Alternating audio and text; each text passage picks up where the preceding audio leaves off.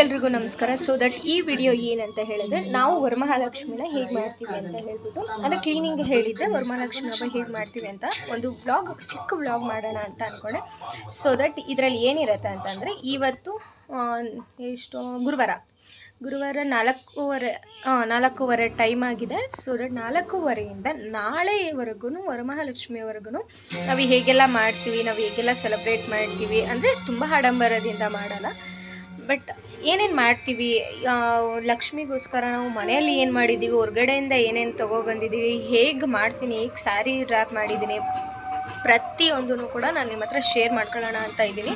So that ಎಲ್ಲರೂ ಕೊನೆವರೆಗೂ video ನೋಡಿ. ನಿಮಗೆ ಗೊತ್ತಿರೋ ಪ್ರಕಾರ ನನ್ನ ಪ್ರತಿಯೊಂದು ಲಾಂಗ್ ವೀಡಿಯೋದಲ್ಲಿ ಹೇರ್ ಕೇರ್ ವೀಡಿಯೋ ಅಥವಾ ಸ್ಕಿನ್ ಕೇರಲ್ಲಿ ಒಂದು ಟಿಪ್ಸ್ನ ನಾನು ಕೊಟ್ಟಿರ್ತೀನಿ. ಸೊ ನಾನು ಡಿಸೈಡ್ ಮಾಡಿರೋದು ಏನು ಅಂತಂದರೆ ಈ ಒಂದು ವೀಡಿಯೋದಲ್ಲಿ ಅರೌಂಡ್ ಒಂದು 3 to 4 ಟಿಪ್ಸ್ನ ನಾನು ಕೊಡೋಣ ಅಂತ ಇದ್ದೀನಿ. ಸೊ ದಟ್ ಎಲ್ಲರೂ ಮಿಸ್ ಮಾಡದೆ ಕೊನೆವರೆಗೂ ನೋಡಿ, ಹಾಗೆಯೇ ಲೈಕ್ ಮಾಡಿ ಫ್ರೀ ಮಾಡಿಕೊಂಡು ವಿಡಿಯೋನ ನೋಡೋದು ಮಾತ್ರ ಮಿಸ್ ಮಾಡಬೇಡಿ. ಸೊ ಸ್ಟಾರ್ಟ್ ಮಾಡೋಣ ಏನೇನಿದೆ ಅಂತ ಹೇಳಿ. 4:30 ಆಗೋಗಿದೆ. ಸೊ ತುಂಬ ಕೆಲಸ ಇದೆ. ನಾನು ಏನೇನೆಲ್ಲ ಮಾಡ್ತೀನಿ ಅಂತ ಕೂಡ ನಿಮಗೆ ತೋರಿಸ್ತೀನಿ, ಬನ್ನಿ.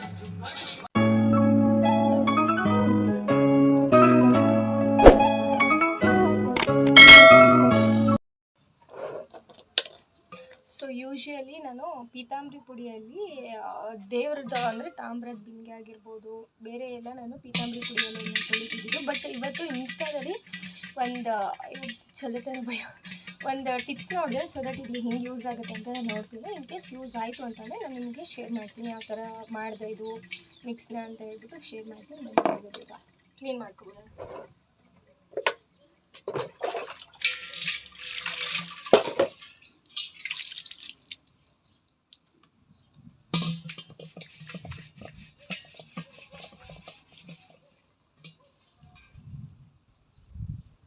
ಇಲ್ಲಿಗೂ ಡಿಫ್ರೆನ್ಸ್ ನೋಡಿ, ತುಂಬ ಚೆನ್ನಾಗಿ ಯೂಸ್ ಆಗ್ತಿದೆ. ಇದಕ್ಕೆ ಬಂದು ಹುಣಸೆ ಹಣ್ಣು ಮತ್ತು ನಿಂಬೆಹಣ್ಣು ಹಾಗೆ ಅರಿಶಿನ, ಸ್ವಲ್ಪ ನೀರು ಇಷ್ಟನ್ನು ಹಾಕ್ಬಿಟ್ಟು ಕುದಿಸ್ಬಿಟ್ಟು ಅದನ್ನು ಕ್ಲೀನಾಗಿ ಸ್ವಲ್ಪ ಹಾರಿದ್ಮೇಲೆ ಮಿಕ್ಸಿಗೆ ಹಾಕಿ ರುಬ್ಕೊಂಡ್ರೆ ಚೆನ್ನಾಗಿ ಬರುತ್ತೆ. ಚೆನ್ನಾಗಿ ಯೂಸ್ ಆಗ್ತಿದೆ, ತೋರಿಸ್ತೀನಿ ನಿಮಗೆ.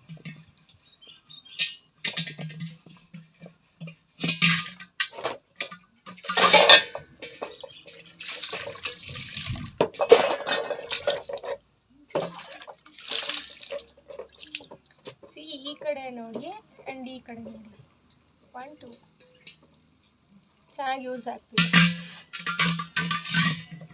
ಮಮ್ಮಿ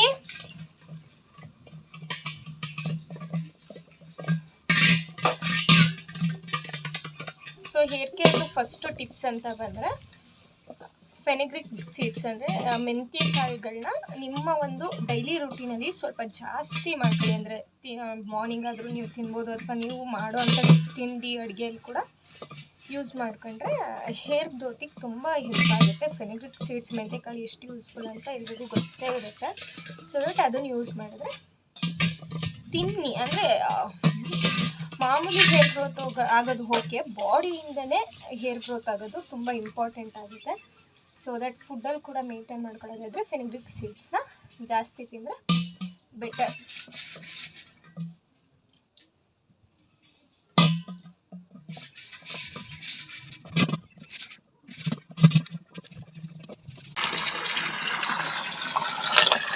ಬಿಫೋರು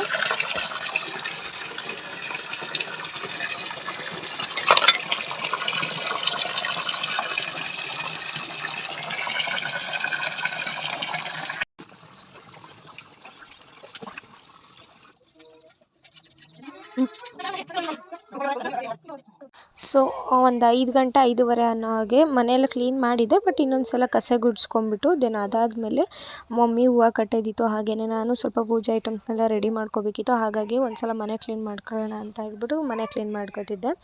ದೆನ್ ಅದಾದಮೇಲೆ ಪಾಪುಗೆ ಕೂಡ ಆಟ ಆಡಿಸ್ಕೊಂಡು ನಾನು ಜಾಮೂನ್ ಮಾಡೋಣ ಅಂತ ಹೇಳಿಬಿಟ್ಟು ಜಾಮೂನ್ ಕಲಿಸ್ತಿದ್ದೆ. ಅವನು ಮುಂಚೆ ಕ್ಯಾಮ್ರಾಗೂ ಅಂದರೆ ಕ್ಯಾಮ್ರಾ ಇಲ್ಲದೇ ಇದ್ದಾಗಲೇ ಒಂಥರ ರಿಯಾಕ್ಟ್ ಮಾಡ್ತಾನೆ, ಕ್ಯಾಮ್ರಾ ಇದ್ದಾಗಲೇ ಒಂಥರ ರಿಯಾಕ್ಟ್ ಮಾಡ್ತಾನೆ. ಕ್ಯಾಮ್ರಾ ಇಲ್ಲದೇ ಇದ್ದಾಗ ಹೇಳ್ಕೊಟ್ಟಿದ್ದೆಲ್ಲ ಮಾಡ್ತಾನೆ, ಕ್ಯಾಮ್ರಾ ನೋಡ್ದೆ ಅಂತಂದರೆ ಏನು ಹೇಳಿದ್ರು ಮಾಡೋದೇ ಇಲ್ಲ, ಯಾಕೆ ಅಂತಲೇ ಗೊತ್ತಿಲ್ಲ. ಸೊ ಹಬ್ಬಕ್ಕೆ ಇದು ಜಾಮೂನ್ ಮಾಡಲಿಕ್ಕೆ, ಹಾಗೆಯೇ ಜಾಮೂನ್ ಪೌಡರಲ್ಲಿ ಡಿಫ್ರೆಂಟಾಗಿ ಒಂದು ಹಾಲಿನ ಪೌಡರ್ ಯೂಸ್ ಮಾಡಿಕೊಂಡು ಒಂದು ಮಾಡೋಣ ಅಂತ. ಇದು ಅಂಗನವಾಡಿಲಿ ಮಕ್ಳಿಗೆ ಕೊಡ್ತಾರೆ. ಸೊ ದಟ್ ಅದನ್ನು ಯೂಸ್ ಮಾಡಿಕೊಂಡು ಮಾಡೋಣ ಅಂತ ಅಂದ್ಕೊಂಡಿದ್ದೀನಿ. ಇದನ್ನು ಅಂದರೆ ಚಂಪಾಕಲಿ ಥರ ಮಾಡೋಣ ಅಂತ. ಇದು ಜಾಮೂನ್ ಥರ. ಸೊ ಸ್ವೀಟ್ ಇದನ್ನು ಮಾಡೋಣ, ರೆಡಿ ಮಾಡಿ ಇಟ್ಬಿಟ್ರೆ ಬೆಳಗ್ಗೆ 5 ಗಂಟೆಗೆ ರೆಡಿ ಮಾಡ್ಕೋಬೋದು ಅಂತೇಳಿ ಮಾಡೋಕ್ಕೆ ಸ್ಟಾರ್ಟ್ ಮಾಡ್ಕೊಂಡಿದ್ದೀನಿ. ಯಾವ ಥರ ಬರುತ್ತೆ ಅಂತ ಕೂಡ ನಾನು ನಿಮಗೆ ಹೇಳ್ಕೊಡ್ತೀನಿ. ಇದಕ್ಕೆ ಹಾಲಿನ ಪೌಡರು, ತುಪ್ಪ ಹಾಗೆ ಸ್ವಲ್ಪ ಸಕ್ಕರೆನ ಹಾಕ್ಬಿಟ್ಟು ಹುರಿದಿಟ್ಕೊಂಡಿದ್ದೀನಿ. ಇದು ರವೆ ಉಂಡೆಗೆ ಇಟ್ಟಿರೋದು. ಹಾಲಾಗಿ ಕಲಿಸ್ಬೇಕು, ಇದಕ್ಕೂ ಹಾಲಾಕಿ ಕಲಿಸ್ಬೇಕು. ಸೊ ದಟ್ ಇದು ರೆಡಿ ಆಯಿತು. ನೆಕ್ಸ್ಟು ಜಾಮೂನ್ ಮಾಡೋಕ್ಕೆ ಅಂತ ರೆಡಿ ಮಾಡ್ಕೊತೀನಿ. 2 ಸ್ವೀಟ್ಗೂ ಪಾನಕ ಒಂದಕ್ಕೇ ಇಟ್ಕೊಂಡಿದ್ದೀನಿ. ಸಕ್ಕರೆ, ಏಲಕ್ಕಿ ಹಾಗೆ ನೀರು ಆ್ಯಂಡ್ ಒಂದೇ ಒಂದು ಲವಂಗ ಹಾಕ್ಕೊಂಡಿದ್ದೀನಿ. ಬಿಕಾಸ್ ಟೇಸ್ಟ್ ತುಂಬ ಚೆನ್ನಾಗಿ ಬರುತ್ತೆ ಅಂತ ಹೇಳಿಬಿಟ್ಟು ಇದನ್ನು ಬಿಸಿ ಆಗೋದ್ರೊಳಗೆ ನಾವು ಆ ಕಡೆ ಬಾಣಲಿ ಇಟ್ಕೊಂಡು ಏನು ಫ್ರೈ ಮಾಡಬೇಕು ಜಾಮೂನ ಅದನ್ನೆಲ್ಲ ಫ್ರೈ ಮಾಡ್ಕೊಬಿಡೋಣ. ಬೇಗ ಬೇಗ ಕೆಲಸ ಕೂಡ ಮುಕ್ಕೊಂಬಿಡುತ್ತೆ.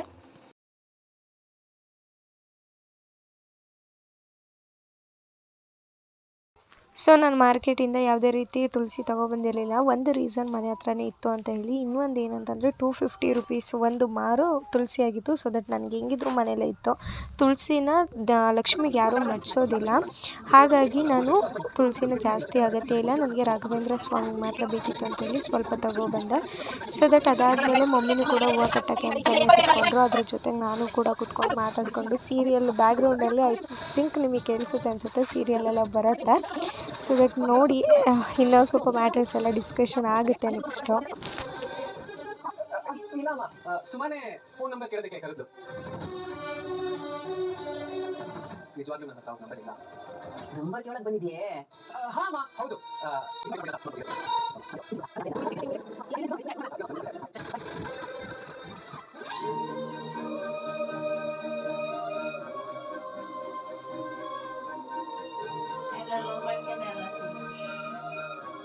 ನೋಡು ರವನ್ ತರನ ಕೈ ಇಟ್ಟಿದ್ಲು, ಹೌದ್ರ ಮಾತು ಕೇಳ್ತಾರ. ಹಂಗ ಮಾಡ್ತಾರೆ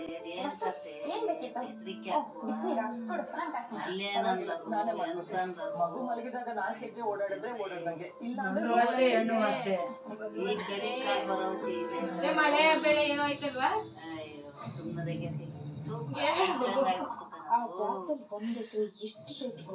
ತಡೆ ಬಂದ್ರೆ ಬೈತಾ ನಮ್ ಗಂಡ ಅಂದ್ರೂ ಸುಮಾರು 10 ಎಕರೆ ಆದ್ರೂ ಇರೋ ಹಾಗಿದೆ.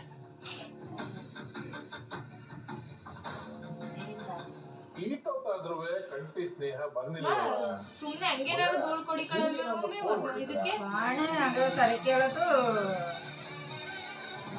ಸಂಜೆ ಅದಕ್ಕೆ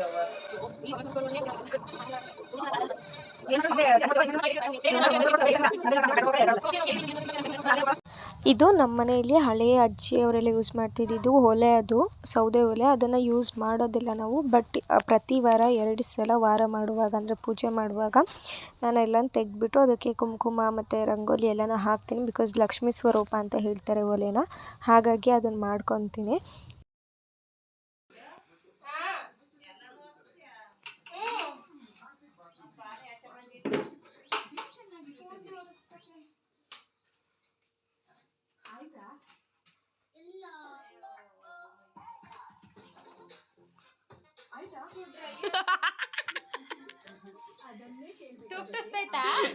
ವಿಡಿಯೋ ಮಾಡಿದ್ದೆ ಸುಂದರ ಕೆಲಸ ಮಾಡ್ತಾ ಇದ್ದೀನಿ.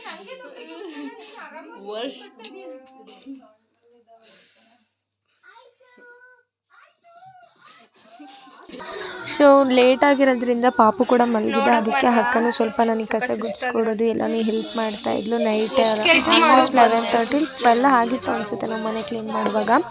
ಸೊ ದಟ್ ಅದನ್ನೆಲ್ಲ ಮುಗಿಸ್ಕೊಂಡು ಪೂಜೆಗೆ ಏನೇನು ಐಟಮ್ಸ್ ಬೇಕು ಎಲ್ಲ ಕಂಪ್ಲೀಟಾಗಿ ಒಂದು ಕಡೆ ಇಟ್ಕೊಂಡಿದ್ದೆ. ಬಿಕಾಸ್ ಮತ್ತೆ ತಿರ್ಗಾ ನನಗೆ ಹೆಲ್ಪ್ ಆಗುತ್ತೆ ಅಂತ ಹೇಳ್ಬಿಟ್ಟು ಎಲ್ಲನೂ ಇಟ್ಕೊಂಡಿದ್ದೆ.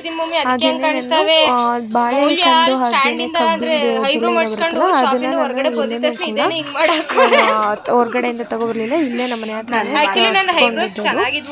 ನೆಕ್ಸ್ಟ್ ಪೂಜೆಗೆಲ್ಲ ರೆಡಿ ಮಾಡ್ತೀವಿ. ಪೂಜೆ ಅಂತಂದ್ರೆ ಕಲಶ ನೈಟ್ ಸ್ಯಾರಿ ಉಡ್ಸೋದ್ರಿಂದ ಟೇಬಲ್ಗೆಲ್ಲ ಪೂಜೆ ಮಾಡುವಂಥದ್ದಿರುತ್ತೆ.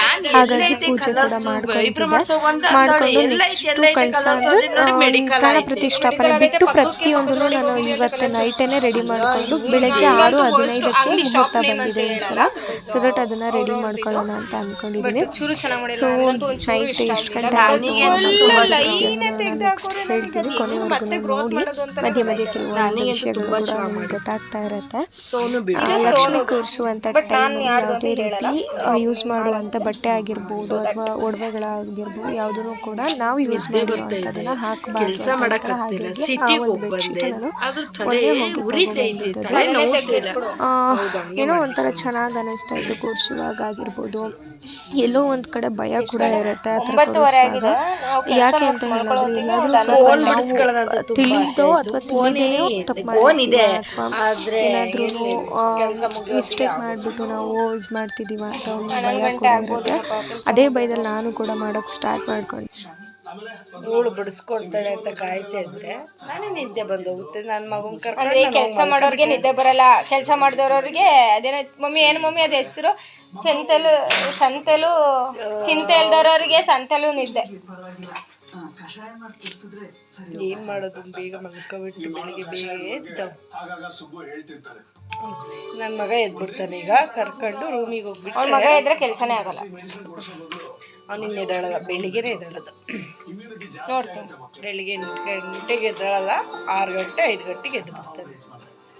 ಮಧ್ಯದಲ್ಲಿ ಎದ್ದಾಳ್ತಾರೆ. ಎಲ್ಲ ಕೆಲಸನೂ ಆಗೋಗಿದೆ, ಬಟ್ ಮನೆ ಒಂದು ಹೊಸ್ಕೊ ಬಂದ್ರೆ ಮುಗೀತು. ನೆಕ್ಸ್ಟು ಕಳ್ಸಕ್ಕೆಲ್ಲ ಸ್ಯಾರಿ ಹಾಕಿರ್ತೀನಿ, ಬಟ್ ಪ್ರಾಣ ಪ್ರತಿಷ್ಠಾಪನೆ ಬೆಳಗ್ಗೆನೆ ಮಾಡೋದು.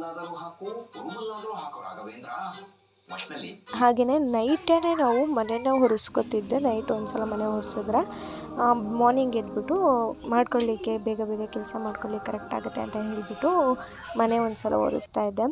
ಸೊ ದಟ್ ಎಲ್ಲನೂ ಮನೆಯೆಲ್ಲ ಕ್ಲೀನ್ ಮಾಡೋಕ್ಕೆ ಸ್ಟಾರ್ಟ್ ಮಾಡಿದಾಗಲೇ ಆಲ್ಮೋಸ್ಟ್ ಒಂದು 10:30, 11 ಆಗಿತ್ತು. ಮಮ್ಮಿ ಅಲ್ಲೇ ಕುತ್ಕೊಂಡು ತೂಗ್ತಿಸ್ತಾ ಇದ್ರು. ಅದನ್ನು ನಮ್ಮ ಅಕ್ಕ ವೀಡಿಯೋ ಸಹ ಮಾಡ್ಕೊಂಡಿದ್ದಾಳೆ. ಅದನ್ನು ಈ ವಿಡಿಯೋ ಅಪ್ಲೋಡ್ ಮಾಡಿದಾಗ ಅವ್ರು ಹೇಗೆ ರಿಯಾಕ್ಟ್ ಮಾಡ್ತಾರೆ ಅಂತ ನಂಗೆ ಗೊತ್ತಿಲ್ಲ, ಬಟ್ ಆಗ್ತಿದ್ದೀನಿ. ಮನೆ ಅಂತೂ ಫುಲ್ ಮೆಸ್ಸಿ ಆಗೋಗಿತ್ತು, ಸುಸ್ತಾಗೋಗಿತ್ತು. ಎಲ್ಲ ಕೆಲಸ ಮಾಡೋದಕ್ಕೆ 11 ಗಂಟೆ ಆಗೋಗಿತ್ತು.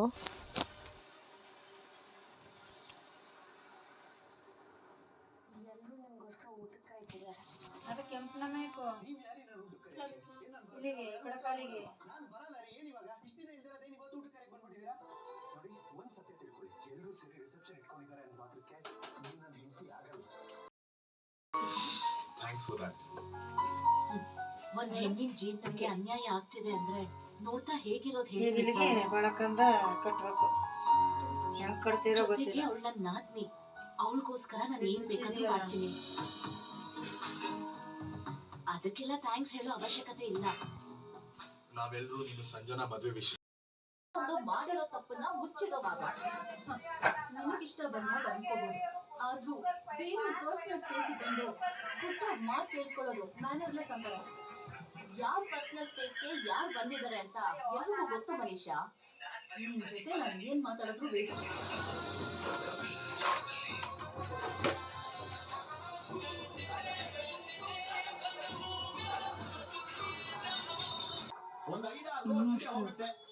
ದಾರ ಅಷ್ಟೆಷ್ಟು ಕಟ್ ಮಾಡಿದ,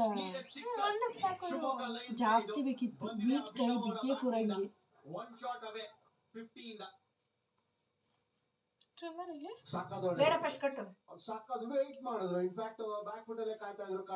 ಇದೇ ಕೈಯ ನೋಡು.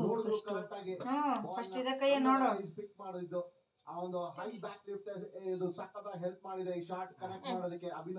ಅಲ್ಲಿ ಕಟ್ತಾರ ಕೈಯ. ಅವನು ಏನ್ ಹೇಳ್ತಾ ಇರೋ ಪಾರ್ಟ್ ಸ್ಕೋರ್ ಲಿಸ್ಟ್ ಒಳಗಿಟ್ಕೊಂಡ್ರೆ ಒಳ್ಳೇದು.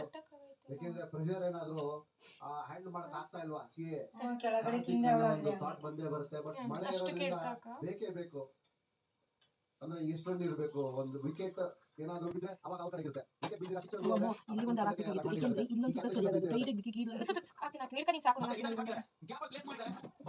ತಳ್ಳು ಇದು ಗಾಳಿನ ಹಾಕಲ್ಲ.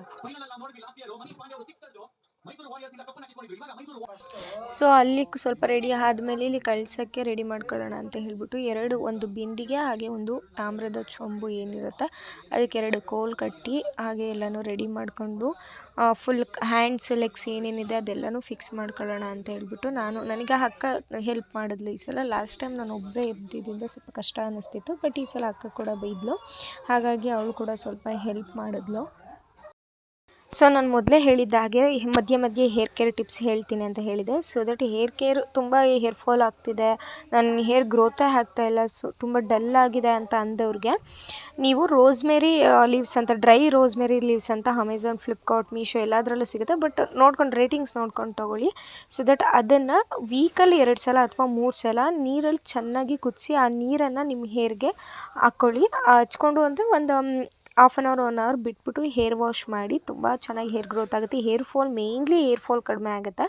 ಆ್ಯಂಡ್ ಆ ರೋಸ್ಮೆರಿ ಲೀವ್ಸ್ ಏನಿದೆ ಅದನ್ನು ನೀವು ಆಯಿಲ್ ಅಪ್ಲೈ ಮಾಡುವಂಥ ಟೈಮಲ್ಲಿ ಕೊಬ್ಬರಿ ಎಣ್ಣೆ ಅಥವಾ ನೀವು ಯಾವ ಆಯಿಲ್ ಯೂಸ್ ಮಾಡ್ತಿದ್ರೋ ಅದರೊಳಗೆ ಸ್ವಲ್ಪ ಹಾಕ್ಕೊಂಡು ಒಂದು ಅರ್ಧ ಸ್ಪೂನ್ ಹಾಕ್ಕೊಂಡು ಅದನ್ನು ಬಿಸಿ ಮಾಡ್ಕೊಂಡು ಕೂಡ ಹಚ್ಕೊಂಡ್ರು ಹೇರ್ ಗ್ರೋತ್ ಆಗುತ್ತೆ. ರೋಸ್ಮೆರಿ ಆಯಿಲ್ ಅಂತಲೇ ಸಿಗುತ್ತೆ, ಅದನ್ನು ನೀವು ಬೈ ಮಾಡಿದ್ರಿ ಅಂತ ಹೇಳಿದ್ರೆ ಕ್ವಾಂಟಿಟಿ ತುಂಬ ಕಡಿಮೆ ಇರುತ್ತೆ. ಬಟ್ ಈ ಥರ ಡ್ರೈ ರೋಸ್ಮೇರಿ ಲೀವ್ಸ್ನ ತರಿಸ್ಕೊಂಡು ಮಾಡಿದ್ರೆ ಓಕೆ, ನಿಮಗೆ ಯೂಸ್ಫುಲ್ ಆಗೇ ವರ್ತ್ ಅಂತ ಅನಿಸುತ್ತೆ.